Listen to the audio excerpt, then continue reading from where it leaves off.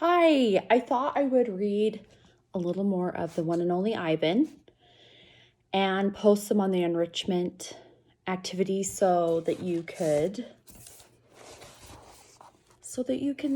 hear the rest of the book if you would like. Okay, are you ready? Here's the next. Now, if you remember, they called him the ape artist, the Primate Picasso.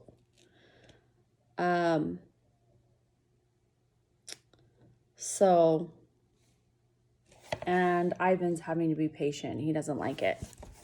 Okay, this evening, a man and woman come to interview Mac and also George and Julia.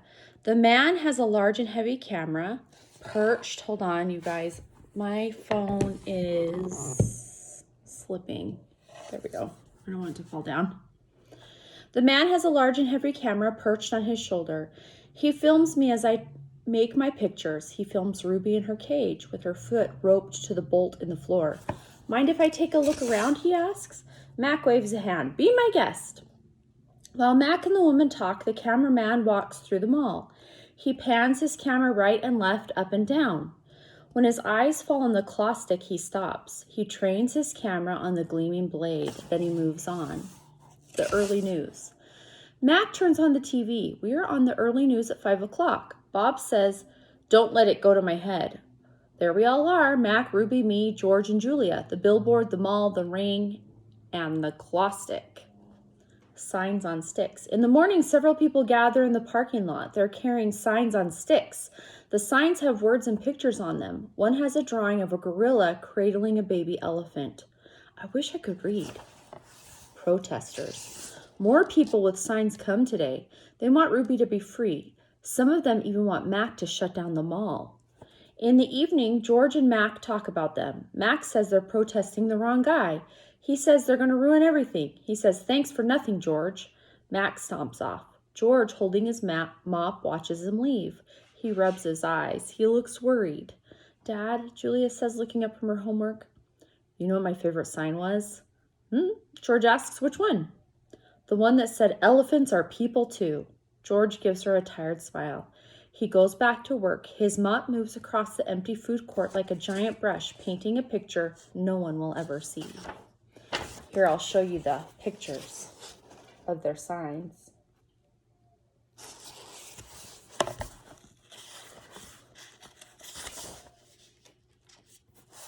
Check marks. A tall man with a clipboard and pencil comes to visit. He says he's here to inspect the property.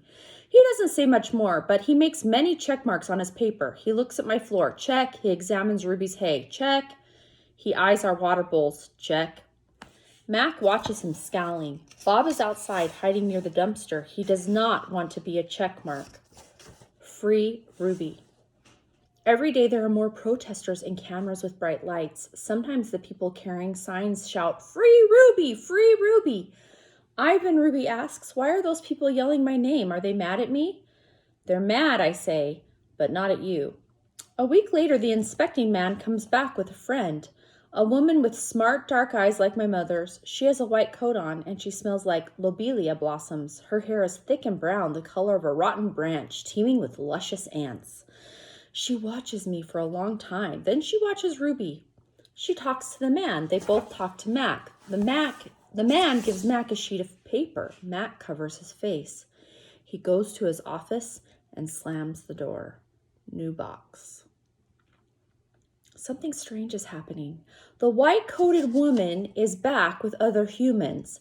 They place a large box in the center of the ring. It's Ruby-sized, and suddenly I know why the woman is here. She's here to take Ruby away. Training. The woman leads Ruby to the box. She places an apple inside. Good girl, Ruby, she says kindly. Don't be afraid. Ruby inspects the box with her trunk. The woman makes a clicking sound with a little piece of metal she's holding in her hand.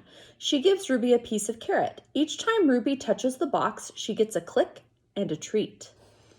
Why is she making that clicking noise? I ask Bob. They do that to dogs all the time, Bob says. I can tell he doesn't approve. It's called clicker training. They want Ruby to associate the noise with the treat. When she does something they want, they make that noise. Great job, Ruby, the woman says. You're a quick study. After many clicks and carrots, she takes Ruby back to her cage. Why is that lady giving me carrots when I touch the box? Ruby asks me.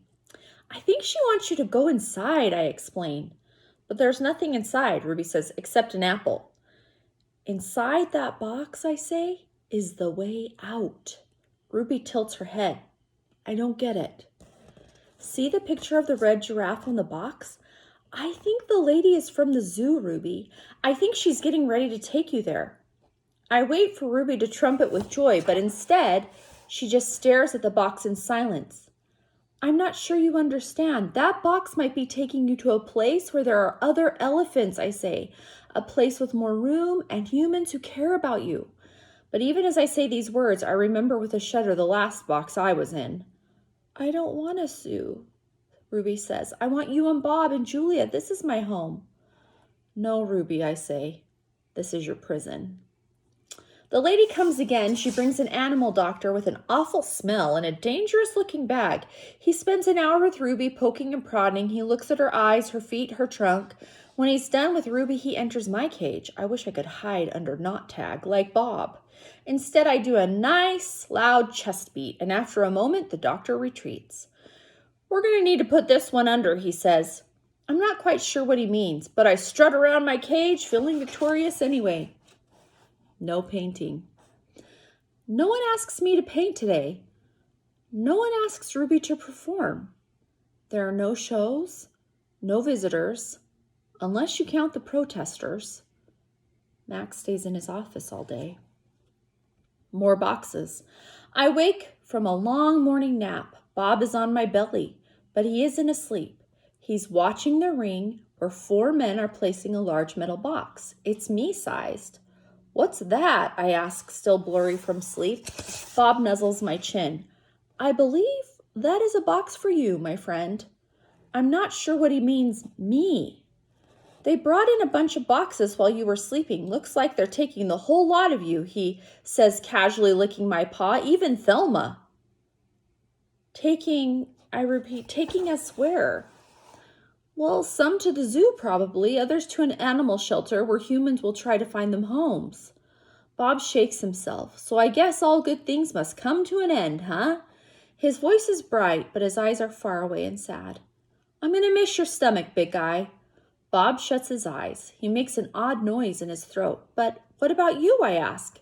I can't tell if Bob's just pretending to sleep, but he doesn't answer. I gaze at the huge shadowy box, and suddenly I understand how Ruby feels. I don't want to go into that box. The last time I was in a box, my sister died. Okay, we'll stop right there. We've ended on page 244. I'll read you the next section soon.